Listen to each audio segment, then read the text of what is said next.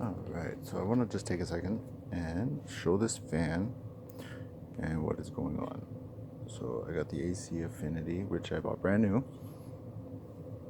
So I need to set up an air intake with a filter, obviously. So what I've started to do is, that's my square case to take it in.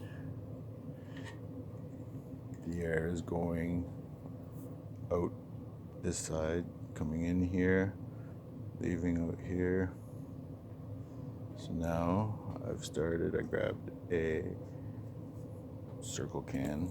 This was the lid for it, but now my fan will slide into here. Bam. Out this side.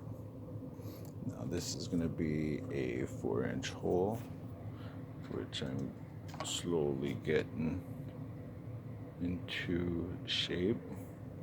But then I can also put filter in here, nylon, cotton, stuff like that, to filter the air before going into the grow cabinet.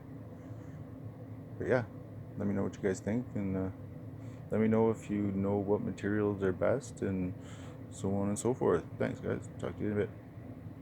Keep blazing.